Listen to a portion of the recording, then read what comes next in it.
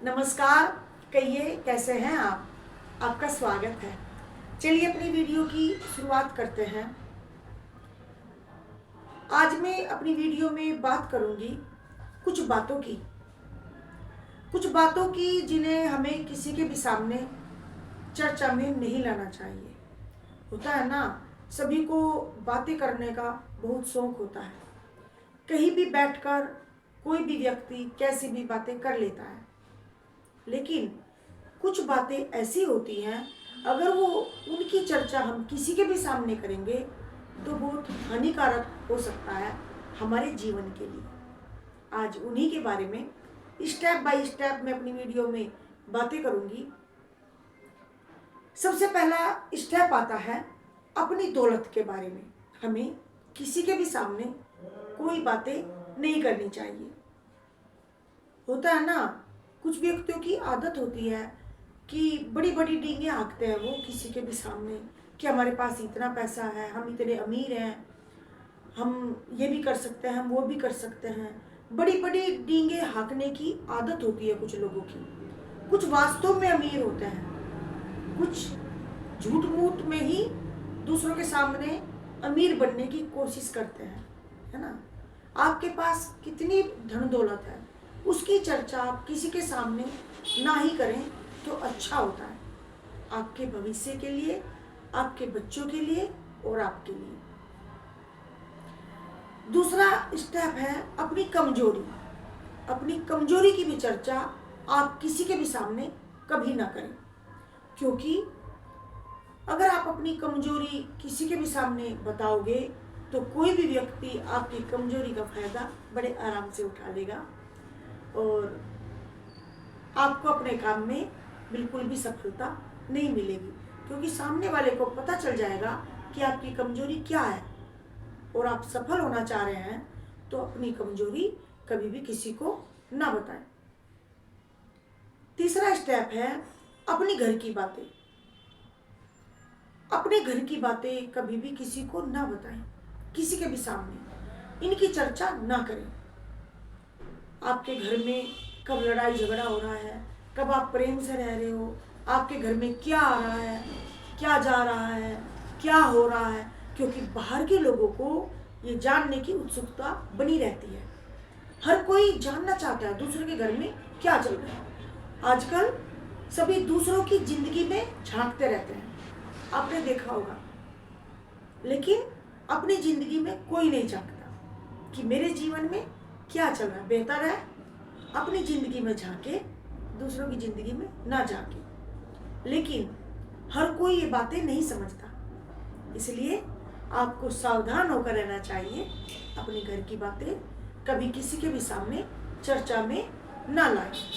कैसे भी बातें हों, लड़ाई की, झगड़े की, प्यार की, सब बातें अपने तक ही रखें। चौथा स्टेप है अपनी योजना के बारे में कभी भी किसी को ना बताएं।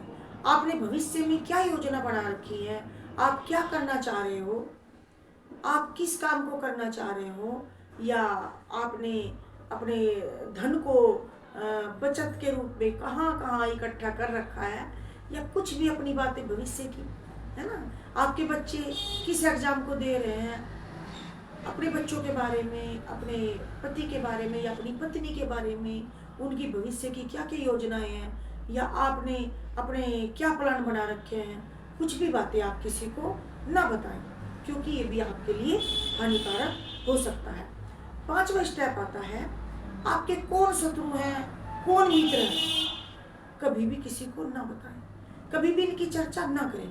क्योंकि मान लिया कोई आपका मित्र है और कोई व्यक्ति आपको नुकसान पहुंचाना चाह रहा है, तो वो आपके मित्र को अपना मित्र बना लेगा और झूठी सच्ची बातें बताकर उसे आपका शत्रु बड़ी आसानी से बना देगा। या फिर यदि कोई आपका शत्रु है तो कभी भी किसी को ना बताएं। क्यों? कोई भी इस चीज का फायदा उठाकर आपके शत्रु से अपनी मित्रता कर लेगा और आपको हानि बड़ी आसानी से पहुंचा देगा। छठा स्टेप आता है यदि आपने कहीं दान दिया है ना, तो जरूरी नहीं है आप उसकी चर्चा हर जगह करें कि मैंने तो इतना दान किया है। मैं तो इतना बड़ा दानी हूँ, है ना। ये कोई चर्चा का विषय नहीं होता। अगर आप दाएं हाथ से दान दे रहे हैं तो आपके बाएं हाथ को भी इस बात का पता नहीं होना चाहिए। गुप्त दान करिए, किसी को दिखाकर मत कीजिए। अगर आपने कोई दान करने के बाद 10 जनों को ये बात बता दी कि मैं तो इतना बड़ा दानी हूँ, या आपने कहीं पर मान लिया आपने कोई मंदिर बनवाया, आपने देखा भी होगा कुछ व्यक्ति मंदिर बनवा देते हैं, धर्मशाला बनवा देते हैं, फिर वहां पर लिखा होता है एक पत्थर पे, देखा होगा आपने कि स्वर्गीय स्वर्गीय माता जी के उनका नाम लिखा होता है, स्वर्गीय माता जी, इनकी याद में ये धर्मशाला उनके सुपुत्र द्वारा बनवाई गई। तो क्या है ये सब? क्या उनकी आत्मा को शांति मिल जाएगी आपने अगर उस पत्थर पे ये खुदवा दिया? तो सोचिए जरा आप। जरूरी थोड़ा ही ना है, अगर ठीक है आपने कर दिया है, कोई धर्मशाला बनवा दी है अपनी माता जी की याद में या पिताजी की याद में, है ना, या कुछ भी आपने शुभ काम कर दिया है, तो जो ईश्वर है ना वो तो देख रहे हैं ना। उनको लिख कर बताना या कहीं पर खुदवाना ये जरूरी नहीं होता। तो अपने दान के बारे में भी ज्यादा चर्चा किसी के सामने ना करें।